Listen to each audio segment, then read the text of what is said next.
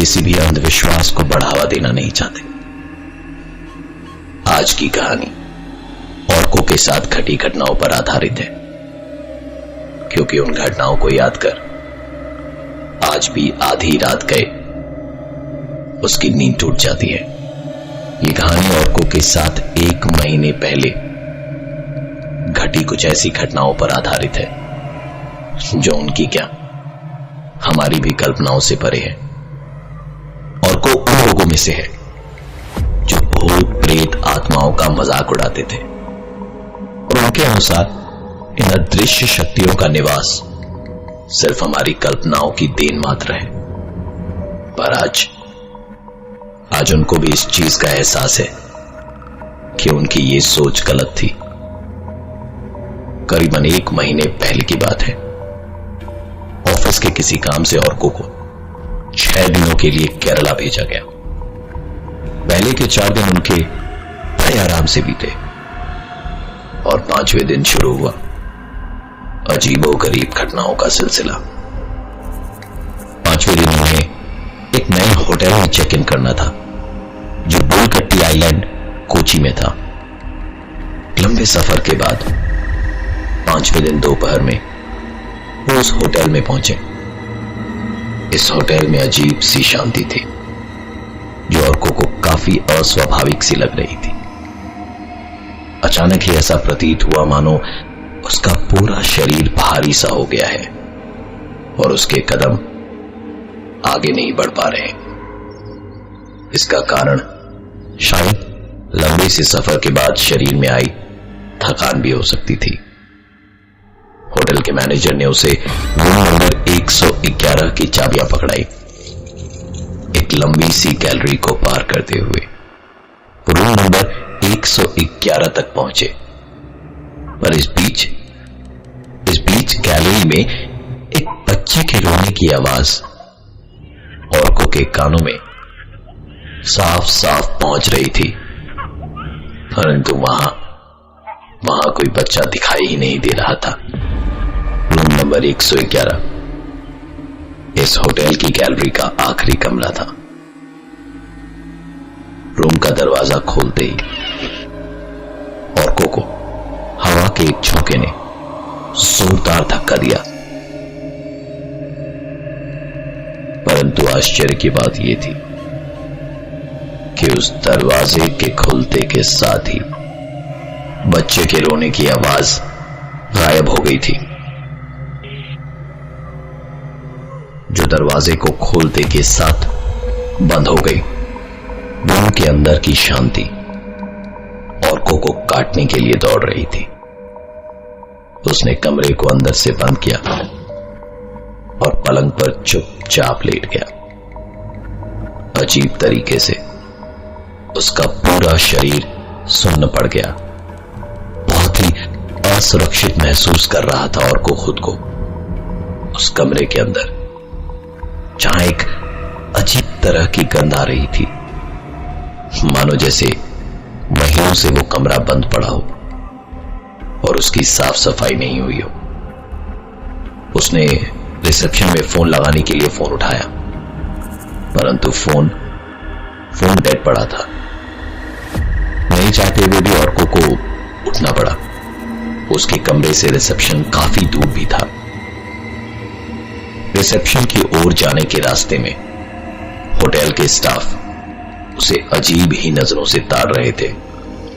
हालांकि इन सब बातों को नजरअंदाज करते हुए वो रिसेप्शन की ओर बढ़ता गया। वहां पहुंचकर उसने मैनेजर से कमरे के बारे में शिकायत दर्ज करी और उसका कमरा बदलने की रिक्वेस्ट करी।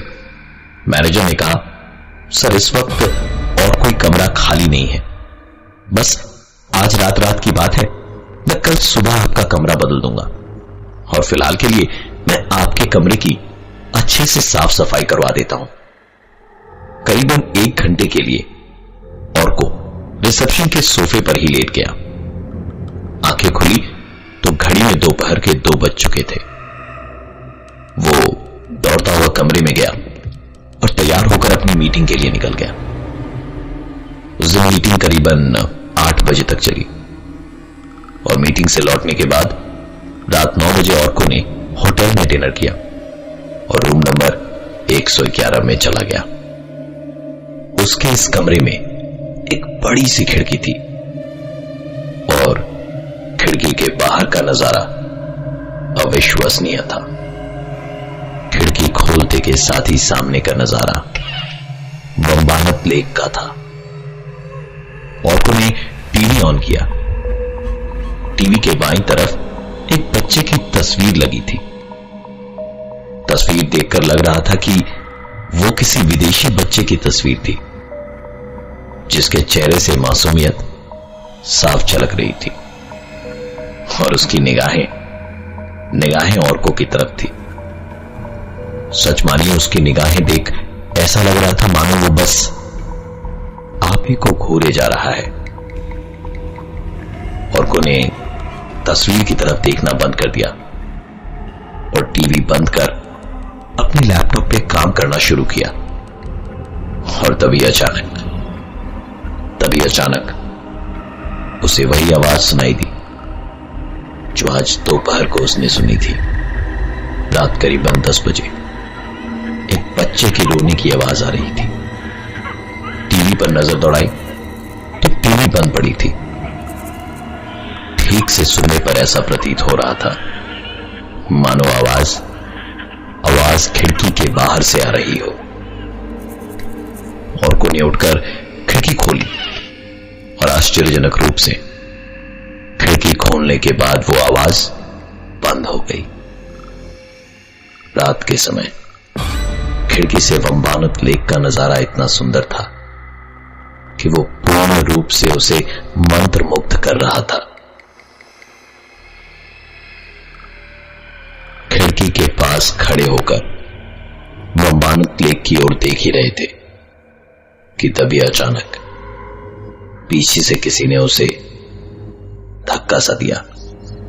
यह धक्का बहुत जोर से नहीं था, इसलिए बस उसके कदम हल्के से लड़खड़ाए, परंतु मन में एक डर जरूर पैदा हो गया था, क्योंकि उस कमरे में उसके अलावा और कोई भी नहीं था। उसने तुरंत खिड़की बंद करी और टीवी ऑन करने के लिए जैसे ही रिमोट उठाया, उसकी नजर टीवी के बाईं ओर दीवार पर लगी उस विदेशी बच्चे की तस्वीर की तरफ गया। तस्वीर की ओर देख उसके पैरों तले जमीन खिसक चुकी थी,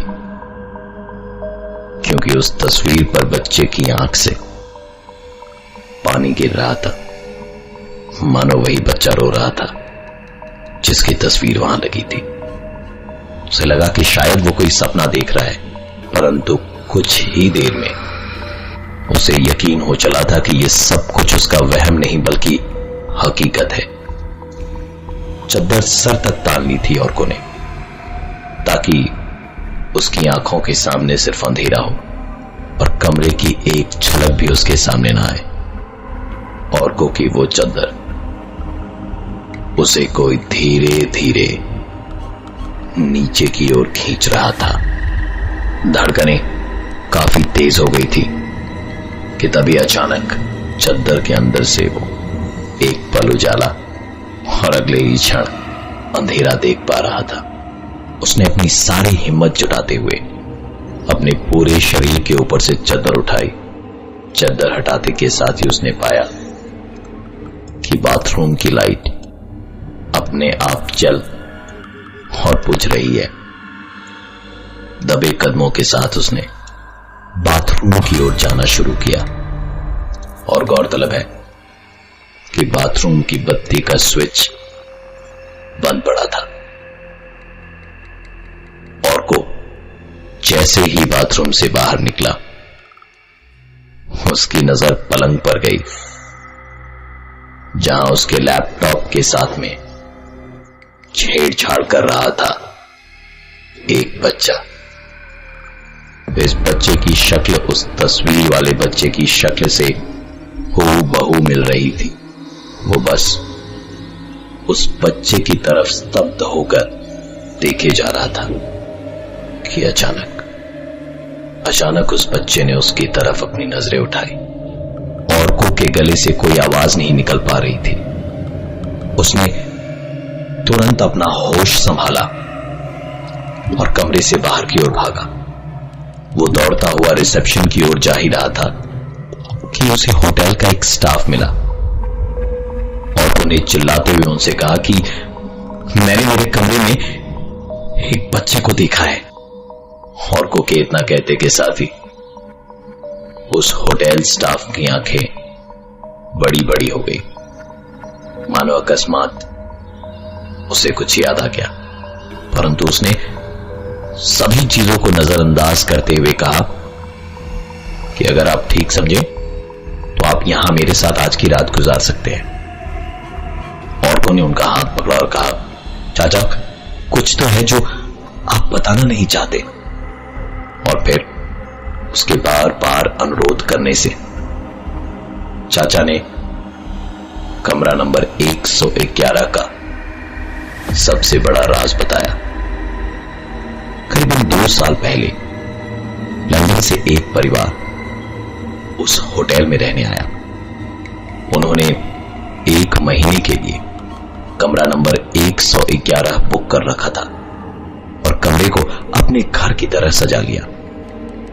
वहां दीवार पर लगी पेंटिंग को उन्होंने अपने 5 साल के बच्चे की फोटो के साथ बदल दिया।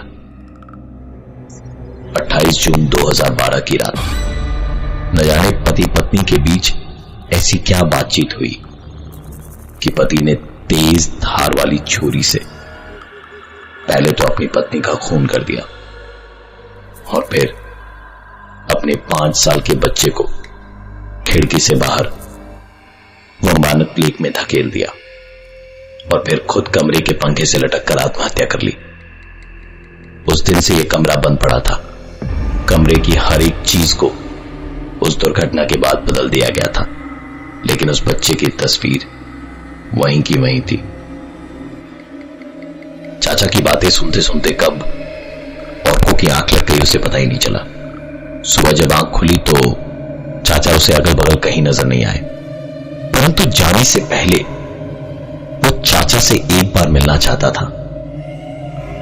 मैनेजर से जब औरकों ने पूछा तो वो उसकी कोई भी मदद नहीं कर पाए। उनके बगल में खड़ा होटल का और एक स्टाफ बड़ी उत्सुकता से चाचा का नाम औरकों से पूछ बैठा। औरकों ने कहा कि उन्होंने अपना नाम रहमान बताया था और मेरी मुलाकात उनसे कल रात को ही हुई थी। यह सुनकर उस स्टाफ ने कहा, आपको शायद कोई गलतफहमी हो रही है, क्योंकि रहमान की मौत तो 3 साल पहले ही हो चुकी है।